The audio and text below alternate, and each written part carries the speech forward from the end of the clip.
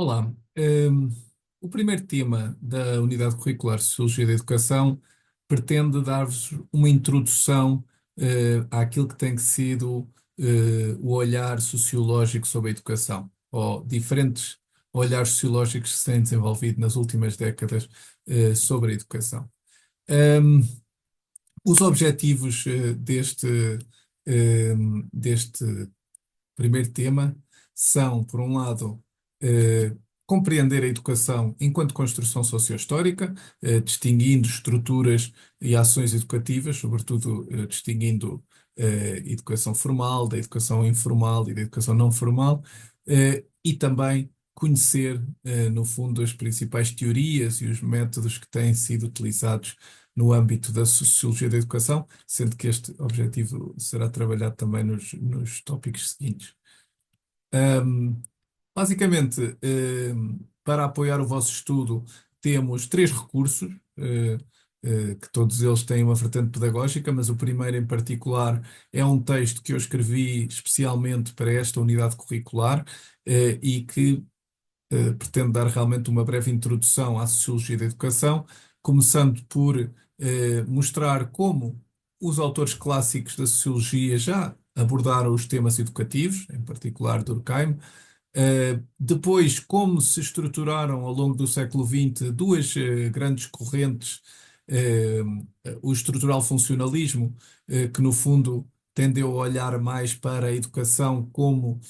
uma estrutura com funções específicas desempenhadas na sociedade, e, por outro lado, uma abordagem construtivista ou interacionista, eh, em que, de facto, a educação e os contextos educativos são muito mais vistos como construções eh, dos diferentes agentes, professores, alunos, pais, eh, em constante interação, e, portanto, são duas perspectivas complementares. Não significa que uma esteja correta e a outra errada, mas são dois olhares distintos que a sociologia foi desenvolvendo para os processos educativos. Por outro lado, uh, vemos duas teorias que têm sido centrais, sobretudo a partir da segunda metade do século XX: a teoria do capital humano, aliás, também muito trabalhada na economia, e que procura compreender o desenvolvimento social, económico, político, relacionado com os processos educativos da população. Esta tem sido uma corrente muito importante, sobretudo também para as políticas educativas e a compreensão da necessidade de investimentos públicos em educação. Por outro lado, uma perspectiva mais crítica que tem observado como as desigualdades eh, existem no sistema educativo e tendem até a reproduzir certas desigualdades que existem, seja em termos das classes sociais, das famílias de origem dos estudantes, seja através digamos, dos diferentes grupos étnico-raciais, seja até das desigualdades que existem entre diferentes países, entre diferentes territórios dentro do mesmo país. Como de facto a educação acaba por ser condicionada e também condicionar essas desigualdades, muitas vezes reproduzindo entre gerações certas assimetrias. Um, por fim, este texto fala ainda de algumas correntes mais recentes da sociologia da educação, em particular duas: um enfoque nas políticas educativas e nas culturas escolares, reconhecendo que muitas vezes, de facto, as teorias do capital humano ou da reprodução não se materializam da mesma forma, em todos os momentos e em todos os países e até em todas as instituições escolares. E, portanto, há aspectos políticos e culturais que fazem com que muitas vezes os padrões de desenvolvimento ou de reprodução possam divergir. Por outro lado, vemos também um enfoque crescente dos sociólogos em processos de educação não formal e informal, aqueles processos educativos que ocorrem em diferentes instituições, nas famílias, nas igrejas, nos contextos desportivos, comunitários, no mercado de trabalho, e muitas vezes como estes processos educativos que são simultâneos ou que ocorrem na vida dos indivíduos vão gerando dilemas, contradições e, por vezes, dificuldades de gerir o conhecimento e os valores que se vão construindo nestes vários contextos. Um segundo recurso importante é um texto ou um breve capítulo de um livro do professor Mariana Enguita e que descreve, penso eu, de forma bastante simples e esquemática o processo de escolarização, de facto, como um processo sociohistórico, não é? Ou seja, enquadra a escolarização num processo de transição para a modernidade que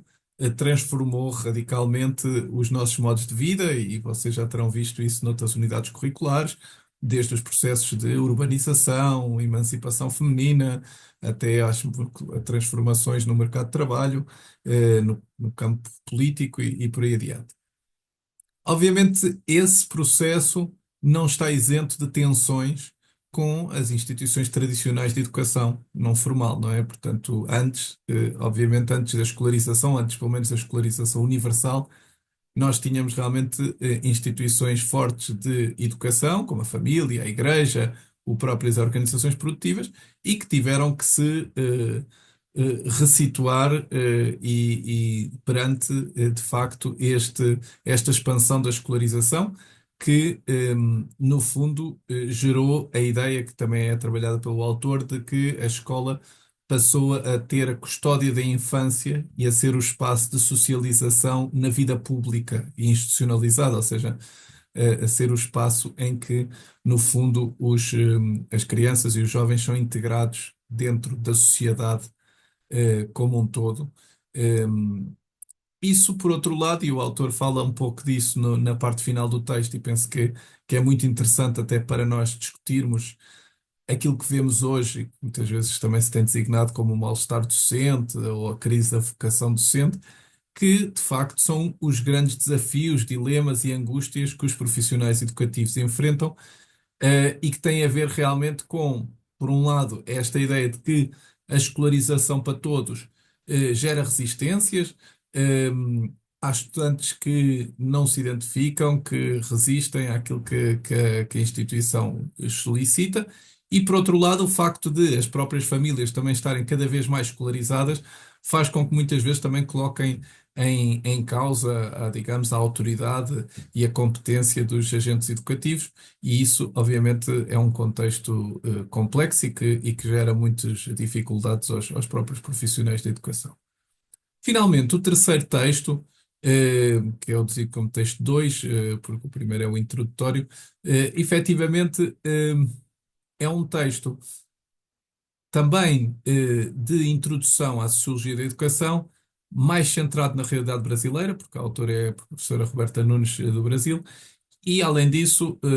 focando aqui alguns autores em particular que me parece que apresentam teorias bastante importantes, ou bastante importantes no contexto da sociologia da educação. E, portanto, a autora passa também pelos autores fundadores da sociologia, a escola estrutural funcionalista, a escola interacionista, e depois foca-se realmente na teoria do capital humano e na teoria da reprodução, fazendo uma comparação entre elas e procurando perceber como se complementam, e também têm entrado, digamos, em debate em alguns contextos. Finalmente, este texto, nas páginas finais, aborda uma área também tem sido central na sociologia da educação em Portugal, que é realmente os estudos sobre o sucesso ou insucesso escolar, ou de uma forma mais ampla, que se designa o desempenho escolar. E como se tem visto efetivamente que existem fortes desigualdades nesse âmbito, existem realmente,